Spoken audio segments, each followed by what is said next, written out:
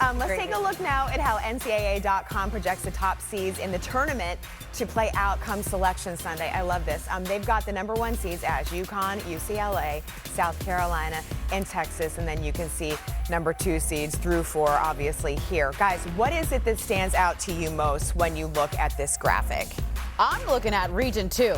Because if you say that UCLA, Vanderbilt, and Duke are going to be all in one region, that is a tough stacked region to come out of. Vanderbilt is a sleeper team for me. One of those teams that they've been top 5 all season, but the way in which Michaela Blakes can score the basketball, the other weapons that they have around her. Shea Ralph is a terrific coach that also comes from the Gino Auriemma lineage, so you know that she knows how to win. They're good. I don't think enough people have talked about Vanderbilt this year, to be honest with you. Including us. Including us, including me. I absolutely agree, and they're a team to really watch out for. I mean, we talked about Duke having some troubles this year, too, and they're in that same exact bracket, and they're starting to play well. I mean, Carol Lawson is just such a tremendous coach, and I think it's going to be fun. I think it's going to be fun. Who turns on the heat when you've got the stakes that raise that much, right? Yes. I would love to dive into Texas, projected to be #1, but now their coach is calling them soft. What's up with this?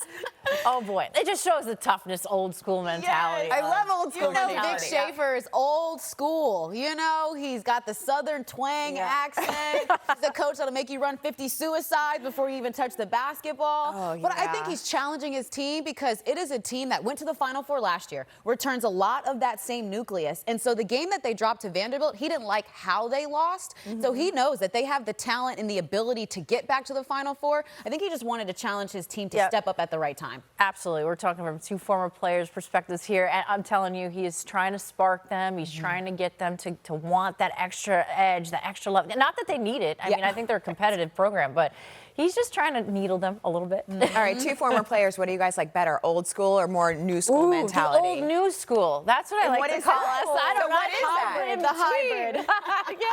I think I'm hybrid. I would say I like a lot of the old school stuff, but I like to incorporate the new school. I mean, I think it's a good balance. I think in the land of NIL, you've got to be a player's coach. You got to be a little bit and of so both, maybe that's a little bit more on the new school side. You got to be a little Staley with that. 100%. That's what I think, You're not going to keep them any other way, right? And retention is queen right now. When you have players that come back, 3 or 4 of that nucleus that come back, we are seeing those teams across the country peaking earlier and having better records because they don't have to teach as much. They don't have to break new habits. They have those who have returned, and they have mostly player-led teams. UCLA comes to mind. UConn comes to mind. Texas also.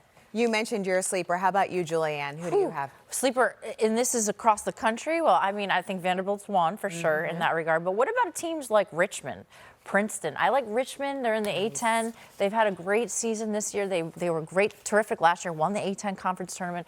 I think there's teams that we can keep an eye on. You don't want to play them. You don't want to play Princeton either.